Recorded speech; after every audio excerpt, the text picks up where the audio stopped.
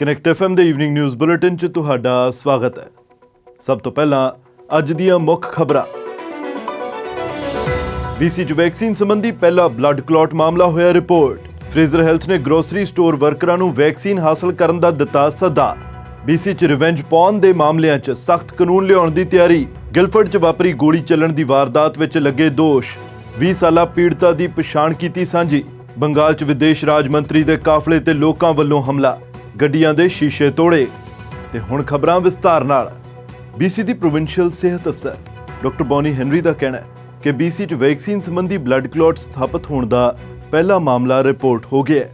ਇਸ ਨਾਲ ਪੀੜਤ ਔਰਤ ਦੀ ਉਮਰ 40 ਤੋਂ 50 ਸਾਲ ਦਰਮਿਆਨ ਦੱਸੀ ਗਈ ਹੈ।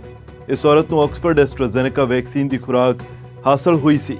ਉਹਨਾਂ ਦੱਸਿਆ ਕਿ ਬਲੱਡ ਕਲੌਟ ਸਥਾਪਿਤ ਕਰਨ ਵਾਲੀ ਔਰਤ ਦੀ ਸਿਹਤ ਸਥਿਰ ਹੈ।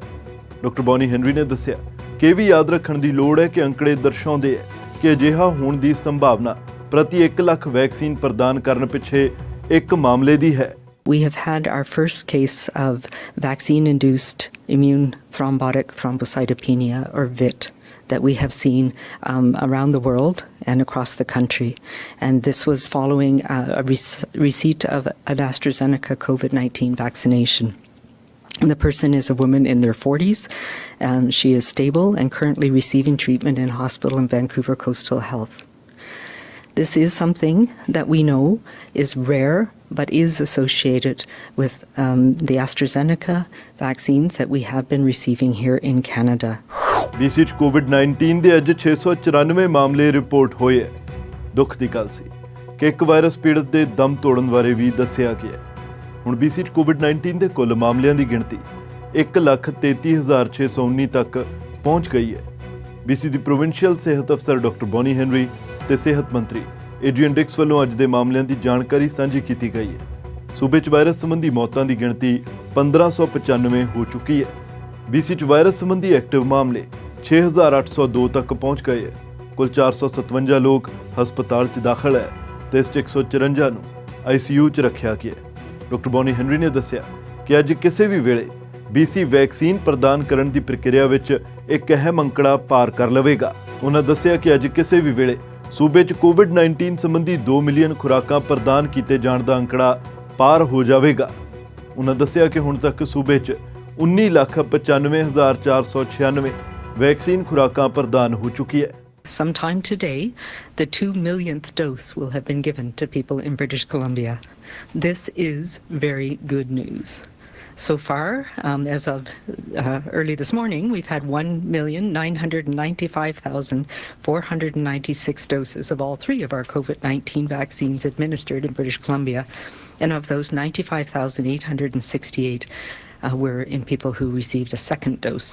ਫਰੇਜ਼ਰ ਹੈਲਥ ਨੇ ਸਾਰੇ ਗਰੋਸਰੀ ਸਟੋਰਾਂ ਦੇ ਵਰਕਰਾਂ ਨੂੰ ਸੱਦਾ ਦਿੱਤਾ ਕਿ ਵੈਕਸੀਨ ਹਾਸਲ ਕੀਤੀ ਜਾਵੇ।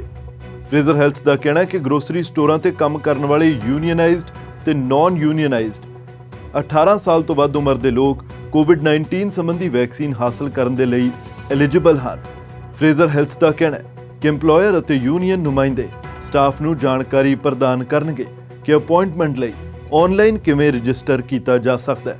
ਹਾਲਾਂਕਿ ਸਟਾਫ ਨੂੰ ਆਪਣੀ ਇੱਕ ID ਅਤੇ EMPLOYMENT ਦਾ ਸਬੂਤ ਦੇਣਾ ਹੋਵੇਗਾ। ਇਸ ਦੇ ਲਈ ਪੇ ਸਟੱਬ ਵੀ ਪੇਸ਼ ਕੀਤਾ ਜਾ ਸਕਦਾ ਹੈ। ਫਰੇਜ਼ਰ ਹੈਲਥ ਵੱਲੋਂ ਇਲਾਕਾ ਨਿਵਾਸੀਆਂ ਨੂੰ ਉਤਸ਼ਾਹਿਤ ਕੀਤਾ ਜਾ ਰਿਹਾ ਹੈ ਕਿ ਵੈਕਸੀਨੇਟ ਹੋਣ ਲਈ ਰਜਿਸਟਰ ਕੀਤਾ ਜਾਵੇ। ਫਰੇਜ਼ਰ ਹੈਲਥ ਦਾ ਕਹਿਣਾ ਹੈ ਕਿ ਵੈਕਸੀਨ ਹਾਸਲ ਕਰਨ ਦੇ ਲਈ ਰਜਿਸਟਰ ਕਰਨ ਲਈ ਕੁਝ ਥਾਵਾਂ ਤੇ ਕਿਓਸਕ ਵੀ ਸਥਾਪਿਤ ਕੀਤੇ ਜਾ ਰਹੇ ਹਨ। ਇੱਥੇ ਪਹੁੰਚ ਕੇ ਰਜਿਸਟਰ ਕੀਤਾ ਜਾ ਸਕੇਗਾ। ਜੇਕਰ ਅਜਿਹਾ ਕਰਦੇ ਹੋਏ ਕਿਸੇ ਜਗ੍ਹਾ ਦੀ ਜਾਣਕਾਰੀ ਦਿੱਤੀ ਜਾਂਦੀ ਹੈ ਕਿ ਮੌਕੇ ਤੇ ਹੀ ਵੈਕਸੀਨ ਉਪਲਬਧ ਹੈ ਤਾਂ ਉਸੇ ਮੌਕੇ ਵੈਕਸੀਨ ਹਾਸਲ ਵੀ ਕੀਤੀ ਜਾ ਸਕੇਗੀ। ਹਾਲਾਂਕਿ ਇਹ ਵੀ ਸਪਸ਼ਟ ਕੀਤਾ ਗਿਆ ਕਿ ਰਜਿਸਟਰ ਕਰਨ ਦੇ ਲਈ ਸਥਾਪਿਤ ਕੀਤੇ ਗਏ ਕਿਓਸਕ ਹੋਣਗੇ ਅਤੇ ਇਹਨਾਂ ਨੂੰ ਕਿਸੇ ਪ੍ਰਕਾਰ ਦਾ ਡ੍ਰੌਪ ਇਨ ਵੈਕਸੀਨੇਸ਼ਨ ਕਲੀਨਿਕ ਨਾ ਸਮਝਿਆ ਜਾਵੇ। ਅੱਜ ਗਿਲਫਰਡ ਮਾਲ 'ਚ ਦੁਪਹਿਰ 12:30 ਵਜੇ ਤੋਂ 4 ਵਜੇ ਤੱਕ ਕਿਓਸਕ ਸਥਾਪਿਤ ਕੀਤਾ ਗਿਆ। ਸ਼ੁੱਕਰਵਾਰ ਨੂੰ ਸਵੇਰੇ 9:30 ਵਜੇ ਤੋਂ 11:30 ਵਜੇ ਤੱਕ 120 ਸਟਰੀਟ ਤੇ 82 ਐਵੀਨਿਊ ਤੇ ਸਥਿਤ ਰੀਅਲ ਕੈਨੇਡੀਅਨ ਸੁਪਰ ਸਟੋਰ ਅਤੇ ਦੁਪਹਿਰ 1 ਵਜੇ ਤੋਂ 4 ਵਜੇ ਤੱਕ ਸਟ੍ਰਾਬੇਰੀ ਹਿਲ ਸ਼ਾਪਿੰਗ ਸੈਂਟਰ ਵਿੱਚ ਰਜਿਸਟਰ ਕਰਨ ਲਈ ਕਿਓਸਕ ਸਥਾਪਿਤ ਕੀਤੇ ਜਾਣਗੇ। BC ਦੇ ਵਿੱਚ ਬਦਲੇ ਦੀ ਭਾਵਨਾ ਨਾਲ ਪੌਰਨ ਬਣਾਉਣ ਜਾਂ ਪੋਸਟ ਕਰਨ ਦੇ ਕਥਿਤ ਰਿਵੈਂਜ ਪੌਰਨ ਦੇ ਕਾਨੂੰਨ ਸੰਬੰਧੀ ਵਧੇਰੇ ਸਖਤੀ ਲਿਆਉਣ ਦੀ ਤਿਆਰੀ ਕੀਤੀ ਜਾ ਰਹੀ ਹੈ। ਵਿੱਤ ਮੰਤਰਾਲੇ ਅਤੇ ਜੈਂਡਰ ਇਕੁਇਟੀ ਆਫਿਸ ਦਾ ਕਹਿਣਾ ਹੈ ਕਿ ਮੁਮਕਿਨ ਕਾਨੂੰਨ ਤੇ ਵਿਚਾਰ ਵਟਾਂਦਰਾ ਕੀਤਾ ਜਾ ਰਿਹਾ। ਜਾਣਕਾਰੀ ਦਿੱਤੀ ਗਈ ਕਿ ਬਿਨਾਂ ਮਨਜ਼ੂਰੀ ਦੇ ਕਿਸੇ ਵਿਅਕਤੀ ਦੀਆਂ ਇੰਟੀਮੇਟ ਤਸਵੀਰਾਂ ਦੀ ਵੰਡ ਪਹਿਲਾਂ ਹੀ ਕ੍ਰਿਮੀਨਲ ਕੋਡ ਆਫੈਂਸ ਦੇ ਵਿੱਚ ਸ਼ਾਮਲ ਹੈ। ਪਰ ਇੱਕ ਨਿਊਜ਼ ਰਿਲੀਜ਼ ਵਿੱਚ ਦੱਸਿਆ ਗਿਆ ਕਿ BC ਦੇ ਵਿੱਚ ਵਧੇਰੇ ਕਾਨੂੰਨ ਸਥਾਪਿਤ ਕਰਨ ਦੇ ਨਾਲ ਪੀੜਤਾਂ ਵੱਲੋਂ ਆਪਣਾ ਬਚਾਅ ਕੀਤਾ ਜਾ ਸਕੇਗਾ ਅਤੇ ਤਸਵੀਰਾਂ ਨੂੰ ਹਟਾਉਣ ਲਈ ਕਦਮ ਚੁੱਕੇ ਜਾ ਸਕਣਗੇ। BC 'ਚ ਲਿਆਂਦੇ ਜਾ ਰਹੇ ਕਾਨੂੰਨ 'ਚ ਤਸਵੀਰਾਂ ਨੂੰ ਹਟਾਏ ਜਾਣ ਤੋਂ ਇਲਾਵਾ ਪੀੜਤਾਂ ਕੋਲ ਇਹ ਵੀ ਮੌਕਾ ਹੋਵੇਗਾ ਕਿ ਗਲਤ ਕਰਨ ਵਾਲਿਆਂ ਤੋਂ ਕੰਪਨਸੇਸ਼ਨ ਹਾਸਲ ਕੀਤੀ ਜਾ ਸਕੇ। ਸਰੀ 'ਚ ਵਾਪਰੀ ਗੋਲੀ ਚੱਲਣ ਦੀ ਵਾਰਦਾਤ ਵਿੱਚ ਇੱਕ ਵਿਅਕਤੀ ਤੇ ਸੈਕੰਡ ਡਿਗਰੀ ਕਤਲ ਦੇ ਦੋਸ਼ ਲਗਾਏ ਗਏ ਹੈ। ਦੋਸ਼ਾਂ ਦਾ ਸਾਹਮਣਾ ਕਰ ਰਹੇ ਵਿਅਕਤੀ ਦਾ ਨਾਮ ਅਲੀ ਖੁदैर ਦੱਸਿਆ ਗਿਆ ਹੈ। ਮ੍ਰਿਤਕ ਔਰਤ ਦੀ ਪਛਾਣ ਵੀ ਜਨਤਕ ਕੀਤੀ ਗਈ ਹੈ। ਪੀੜਤ 20 ਸਾਲਾ ਔਰਤ ਦਾ ਨਾਮ ਕੈਰਿਆਨੇ ਆਰਸਨੌਲਟ ਸੀ। ਮੰਗਲਵਾਰ ਰਾਤ ਕਰੀਬ 9 ਵਜੇ ਪੁਲਿਸ ਨੂੰ ਸਰੀ ਦੇ ਗਿਲਫਰਡ ਇਲਾਕੇ ਵਿੱਚ 161 ਸਟਰੀਟ ਦੇ 9700 ਬਲਾਕ ਵਿੱਚ ਸੱਦਿਆ ਗਿਆ ਸੀ।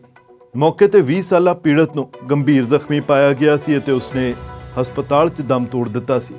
ਮਾਮਲੇ 'ਚ ਦੋਸ਼ਾਂ ਦਾ ਸਾਹਮਣਾ ਕਰ ਰਹੇ ਵਿਅਕਤੀ ਦੀ ਉਮਰ 24 ਸਾਲ ਦੱਸੀ ਗਈ ਹੈ। ਕੈਨੇਡਾ 'ਚ ਕੋਵਿਡ-19 ਵੈਕਸੀਨ ਦੀ ਵੰਡ ਦੇ ਮੁਖੀ ਮੇਜਰ ਜਨਰਲ ਡੈਨੀ ਫੋਰਟੈਨ ਦਾ ਕਹਿਣਾ ਹੈ ਕਿ ਅਗਲੇ ਕੁਝ ਹਫ਼ਤਿਆਂ 'ਚ ਕੈਨੇਡਾ ਕੋਲ ਐਕਸਫੋਰਡ ਐਸਟਰਾਜ਼ੈਨੇਕਾ ਵੈਕਸੀਨ ਦੀਆਂ 6,55,000 ਹੋਰ ਵੈਕਸੀਨ ਖੁਰਾਕਾਂ ਪਹੁੰਚ ਰਹੀਆਂ ਹਨ। ਇਹ ਖੁਰਾਕਾਂ ਕੋਵੈਕਸ ਫੈਸਿਲਿਟੀ ਦੀ ਕੈਨੇਡਾ ਕੋਲ ਪਹੁੰਚਣ ਵਾਲੀ ਦੂਜੀ ਸ਼ਿਪਮੈਂਟ ਹੋਵੇਗੀ। ਉਹਨਾਂ ਇਹ ਵੀ ਦੱਸਿਆ ਕਿ ਦੇਸ਼ ਵਿੱਚ ਹੁਣ ਤੱਕ ਕੁੱਲ 18 ਮਿਲੀਅਨ ਤੋਂ ਵਧੇਰੇ ਵੈਕਸੀਨ ਖੁਰਾਕਾਂ ਦੀ ਵੰਡ ਹੋ ਚੁੱਕੀ ਹੈ।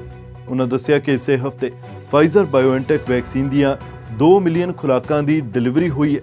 ਉਹਨਾਂ ਦੱਸਿਆ ਕਿ ਇਸ ਮਹੀਨੇ ਪ੍ਰਤੀ ਹਫ਼ਤਾ 2 ਮਿਲੀਅਨ ਤੋਂ ਵਧੇਰੇ ਵੈਕਸੀਨ ਖੁਰਾਕਾਂ ਪਹੁੰਚਣ ਦੀ ਆਸ ਹੈ। ਮੇਜਰ ਜਨਰਲ ਡੈਨੀ ਫੋਰਟੈਨ ਨੇ ਕਿਹਾ ਕਿ ਦੇਸ਼ ਹੁਣ ਅਜਿਹੀ ਸਥਿਤੀ ਵਿੱਚ ਹੈ ਜਿੱਥੇ ਸਾਰੀਆਂ ਵੈਕਸੀਨ ਖੁਰਾਕਾਂ ਦੀ ਲਗਾਤਾਰ ਡਿਲੀਵਰੀ ਹੋ ਰਹੀ ਹੈ ਤੇ ਮਈ ਦੇ ਅੰਤ ਤੱਕ 25 ਮਿਲੀਅਨ ਖੁਰਾਕਾਂ ਦਾ ਅੰਕੜਾ ਛੂਹਣ ਦੇ ਆਸਾਰ ਹਨ। Earlier this week, we received 2 million doses of Pfizer-BioNTech, the largest shipment from this manufacturer to date, and deliveries to provinces are now complete. As for Moderna, yesterday we received more than 1 million doses ahead of schedule. The shipment was originally set to arrive in country and distributed into next week. Deliveries to provinces and territories are underway, which will provide them with the opportunity to administer these doses into the coming days and into next week. Bengal ਵਿੱਚ ਚੋਣਾਂ ਖਤਮ ਹੋਣ ਤੋਂ ਬਾਅਦ ਹਿੰਸਾ ਨਹੀਂ ਰੁਕ ਰਹੀ। ਹੁਣ ਬੰਗਾਲ ਦੇ ਪੱਛਮੀ ਮਿਦਨਾਪੁਰ ਵਿੱਚ ਵਿਦੇਸ਼ ਰਾਜ ਮੰਤਰੀ ਵੀ ਮੁਰਲੀਧਰਨ ਦੀ ਕਾਰ ਤੇ ਸਥਾਨਕ ਲੋਕਾਂ ਨੇ ਕਥਿਤ ਹਮਲਾ ਕੀਤਾ ਹੈ। ਇਹ ਜਾਣਕਾਰੀ ਖੁਦ ਮੁਰਲੀਧਰਨ ਨੇ ਟਵੀਟ ਵੀ ਕੀਤੀ ਤੇ ਇਸ ਦਾ ਵੀਡੀਓ ਵੀ ਸਾਂਝਾ ਕੀਤਾ। ਉਹਨਾਂ ਤ੍ਰਿਣਮੂਲ ਕਾਂਗਰਸ ਦੇ ਵਰਕਰਾਂ ਉੱਤੇ ਹਮਲੇ ਦਾ ਦੋਸ਼ ਲਗਾਇਆ। ਇਸ ਦੇ ਨਾਲ ਹੀ TMC ਦਾ ਕਹਿਣਾ ਹੈ ਕਿ ਭਾਜਪਾ ਦੀ ਆਪਸੀ ਰੰਜਿਸ਼ ਦਾ ਨਤੀਜਾ ਹੈ।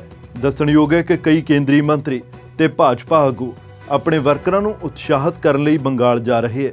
ਵਿਦੇਸ਼ ਰਾਜ ਮੰਤਰੀ ਵੀ ਮੁਰਲੀਧਰਨ ਅੱਜ ਪੱਛਮੀ ਮਿਦਨਾਪੁਰ ਵਿੱਚ ਇੱਕ ਭਾਜਪਾ ਵਰਕਰ ਨੂੰ ਮਿਲਣ ਉਹਨਾਂ ਦੇ ਘਰ ਪਹੁੰਚ ਰਹੇ ਸਨ।